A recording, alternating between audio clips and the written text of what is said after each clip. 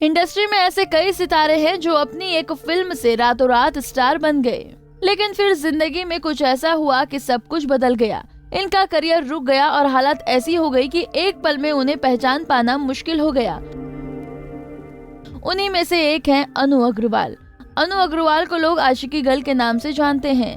अपनी पहली फिल्म आशिकी में अपनी मासूमियत से अनु अग्रवाल ने सबका दिल जीत लिया, लेकिन बाद में उनकी जिंदगी दुखों से भरी रही। 11 जनवरी 1969 को दिल्ली में जन्मी अनु अग्रवाल को दिल्ली यूनिवर्सिटी से समाजशास्त्र की पढ़ाई की थी।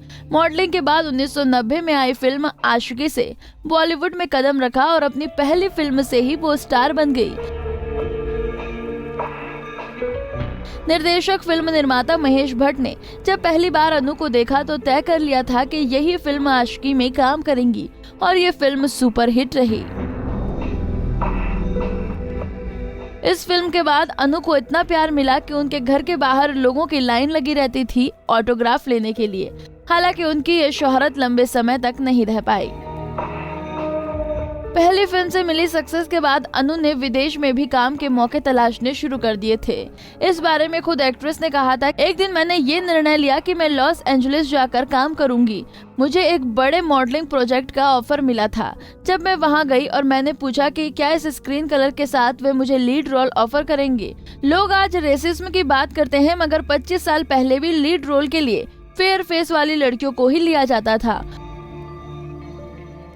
उस समय मैं खुद ही देश की टॉप एक्ट्रेस बन गई थी, ऐसे में क्यों साइड रोल करती। भले ही मुझे ढेर सारे पैसे मिल रहे थे, मैं वापस भारत आ गई और मैंने योग और मेडिटेशन सीखना शुरू कर दिया। वहीं साल 1996 तक फिल्में करने के बाद अनु अग्रवाल ने वर्ल्ड टूर का मन बनाया और जब ये बात उन्होंने अपने असिस्टेंट को बताई तो उन्हें लगा कि एक्ट्रेस को मनोचिकित्सक की जरूरत है। बाद में एक्ट्रेस ने अपना बांद्रा वाला घर और कार बेची। इसके बाद वर्ल्ड टूर पर निकल गई। इसके बाद वो अध्यात्म से जुड़ गई और एक आश्रम में रहकर अध्यात्म ले रही थी।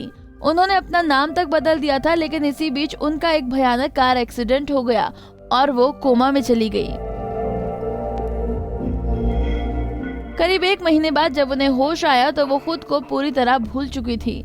इस हादसे से उबरने में उन्हें कई साल लग गए और तब तक उनका फिल्मी करियर भी खत्म हो चुका था। करीब 3 साल तक अनु अग्रवाल का इलाज चलता रहा।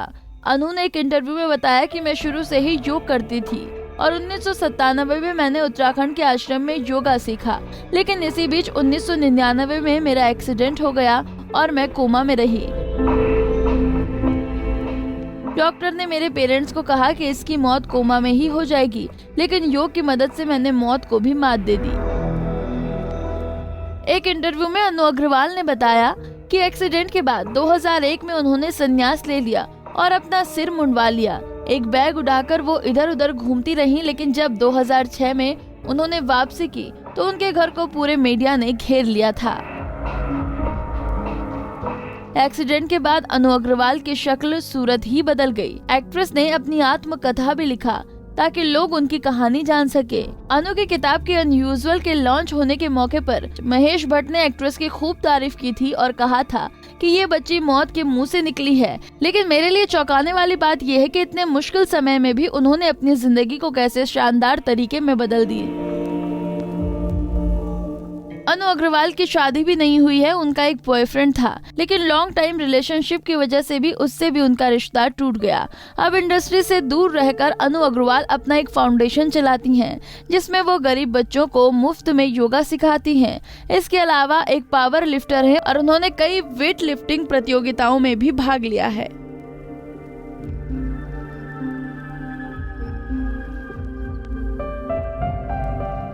नारी से जुड़ी मोर अपडेट्स के लिए हमारे इंस्टाग्राम को फॉलो, फेसबुक को लाइक और यूट्यूब चैनल सब्सक्राइब करना ना भूलें।